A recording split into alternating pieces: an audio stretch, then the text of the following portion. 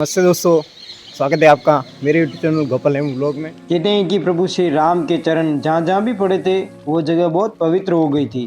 तो आज ऐसी जगह मैं आपको लेकर चलता हूँ जिसका नाम है सूरज कुंड, जो कि राजस्थान राज्य के राजसमंद जिले में कुंभलगढ़ की अरावली श्रृंखला के बीच घने जंगल में स्थित है।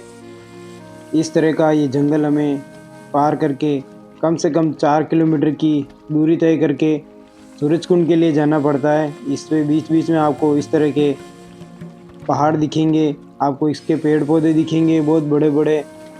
जैसे हम 4 किलोमीटर की दूरी तय करेंगे, मतलब ये घाटी चढ़ के आएंगे, उसके बाद सामने की तरफ ये देखिए दरवाजा लगा हुआ है सूरज कुंड धाम का।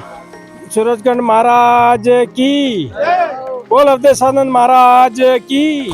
1 घंटा और 15 मिनट में हम नीचे तक पहुंच जाएंगे, मतलब 5 मिनट और लग जाएंगे इससे। तो 1.25 घंटा हमें लगा है नीचे से वहाँ से यहाँ तक आने। और ये फाइनल स्टेप आ चुकी है। अब देखिए ये आश्रम आ गया है बखूबी। ये जाते ही ओम का साइन दिख जाएगा अपने को। आपको लेकर आया हूँ सूरज कुंड, जो कि बहुत ही भव्य यहाँ पे एक आश्रम है, बहुत ही फेमस। और ये जंगल में, घने जंगल में, कुंभलगढ़ की वादियों में स्थित है। तो आप जनरली बहुत बार कुंभलगढ़ सूरज कुंड आए भी होंगे, लेकिन आपको इसके इतिहास के बारे में शायद पता हो या न हो। तो मैं आपको कुछ शब्दों में यहाँ के इतिहास के बारे में बताऊंगा। ऐसा माना जाता है कि प्रभु श्री राम त्रेता युग में विष्णु के 7वें अवतार के रूप में अवतरित हुए थे। तब वो वनवास के रूप में इस जंगल में आए थे।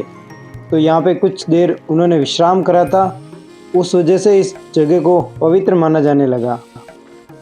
और एक मान्यता ये भी है कि जब पांडव जंगल में आए थे तब द्रौपदी को बहुत प्यास लगी थी।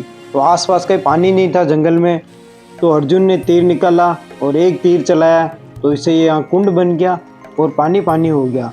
तब से ये कुंड कभी सूखा नहीं, हमेशा इसमें पानी रहता है।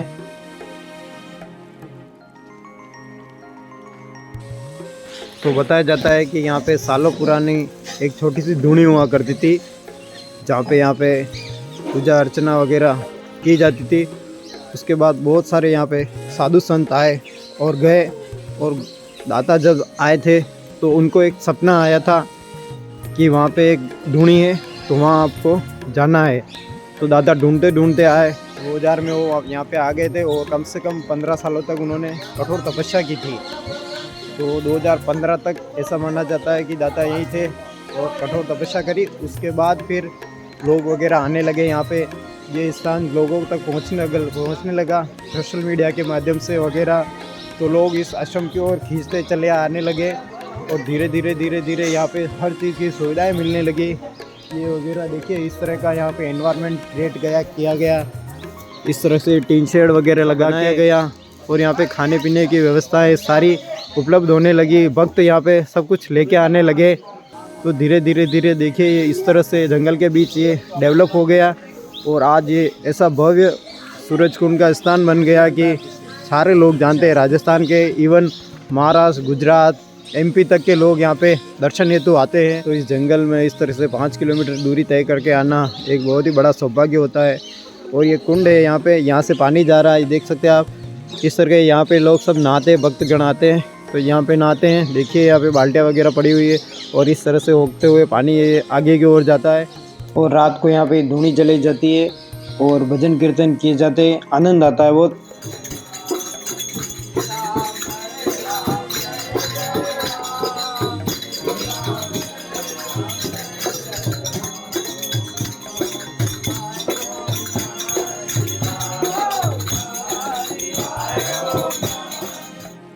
आज के समय में ये आश्रम इतना चमत्कारी हो गया है कि यहाँ आने वाला कोई भूखा नहीं जाता है और कभी भी किसी चीज़ की कमी नहीं पड़ती है। और खाने पीने की सारी व्यवस्थाएं मुफ्त दी जाती है आश्रम की ओर से।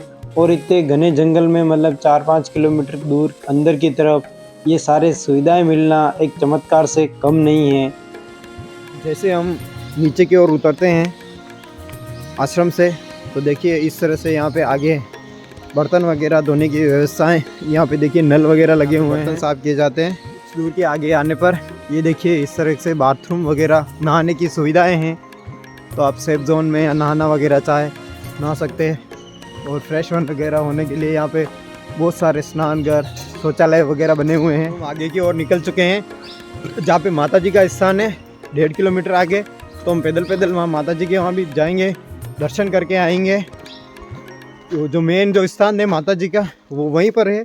तो वहाँ से माता जी की जोत यहाँ लाके जलाई गई और यहाँ पे इस कुंड की वजह से यहीं जोत जलाई और यहीं सारी पूजा अर्चनाएं आरती वगैरह होने लगी।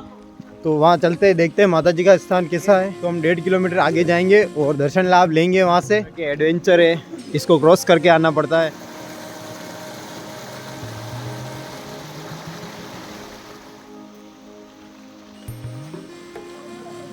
ये देखिए ठंड का समय है तो सब अलाव तापते हुए बड़ा आसीन से आए हुए हैं। ओम नमो नारायण। तो यहाँ पे बैठे हुए हैं, ये कुछ देर विश्राम कर रहे हैं और माता जी के दर्शन हो गए। अब आ चुके हैं हम माता जी के मंदिर के यहाँ पे। आश्रम से 1.5 किलोमीटर की दूरी तय करने के बाद हम पहुँच चुके हैं माता जी के स्थान पे, जहाँ पे माता जी का यहाँ पे बहुत ही भव्य श्रृंगार वाला रूप है। यहाँ पे ये आमज माता जी जहाँ हम आए हैं और आमज माता जी है। ये सूरजकुंड में मेन इन्हीं माता जी की पूजा होती है। ये आमज माता जी, कहा जाता है कि यहाँ पे जब युद्ध हुआ था बोले तो माता जी और शेर का, तो उनके पाड़े को शेर ने मार दिया था गुस्से में। तो माता जी को गुस्सा आया था, तो ये देखिए इस तरह से उन्होंने इस पहाड़ को नोचा था, जो निशान आज भी यहाँ पे मौजूद है। इस तरह से उन्होंने नाखून से उसको इस पहाड़ को नोचा था। तो ये देखिए सारे इस तरह के छेद बने हुए हैं, उनके निशान है ये। और माता जी के यहाँ पे ये जोत हमेशा जलती रहती है। ऐसा माना जाता है कि माता जी ने यहाँ पे छाछ भी फेरी थी, तो छाछ फेरने का ये देखिए यहाँ पे रखा हुआ है।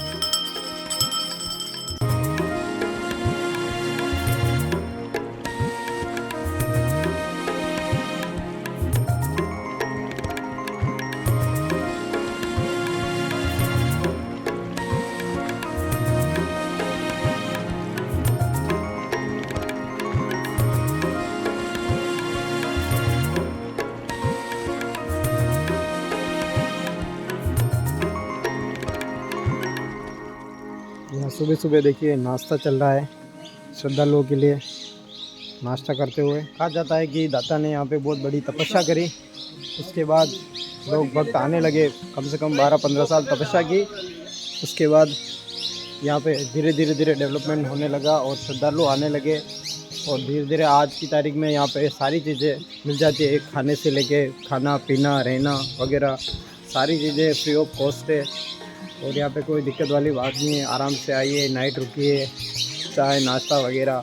और यहाँ की जो सौंदर्य है उसका ऊपर की तरफ ये धूनी है, यहाँ पे आरती वगैरह होती है सुबह सुबह और शाम को समथिंग 7:30 से 8 के बीच, और सुबह 10-11 बजे के आसपास यहाँ पे आरती होती है।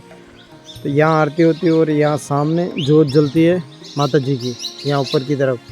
तो वहाँ से माता जी की आरती की जाती है और उसके बाद भोजन प्रसाद वगैरह की व्यवस्थाएं होती है। और ये है मेन आरती का स्थल जहाँ पे आरती होती है। यही धूनी थी पहले, तो उसी को प्रज्वलित किया जाता है रोज़ और आरती वगैरह की जाती है।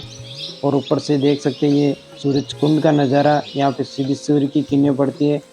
और ये ढोल वगैरह आरती होती है तब बजाने के लिए। और देखिए किस तरह के ओम के साइन चारों तरफ लगा रखे हैं। और ये अब आरती स्टार्ट होने वाली है कुछ ही देर में। तो देखिए धूनी को जला दिया गया है, आग इस तरह से जल रही है, धूनी में प्रज्वलित हो रही है। और ऊपर की तरफ माता रानी विराजमान है। जय माता रानी।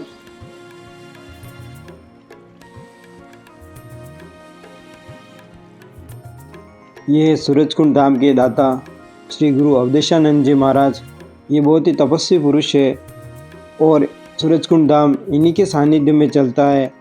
यहाँ पे लाखों लोग दर्शन हेतु आते हैं और इनके हर साल चातुर्मास लगते रहते हैं।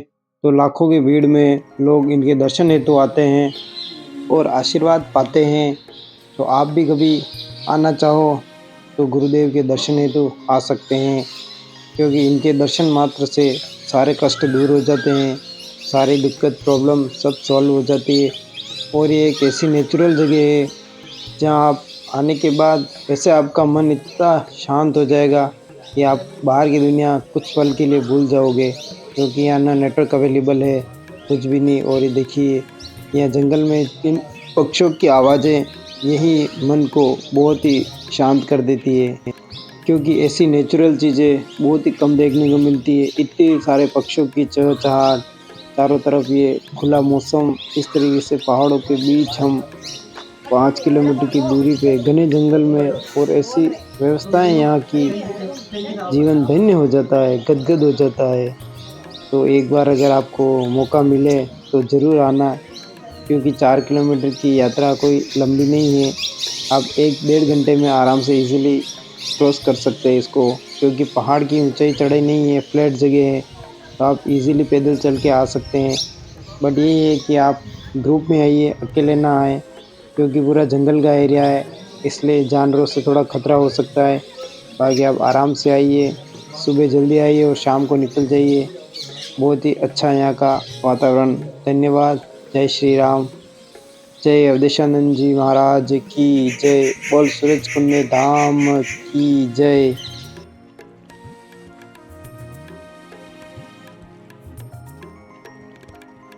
नीलकंठ महादेव की जय। बोला सूरज कुंड धाम की जय।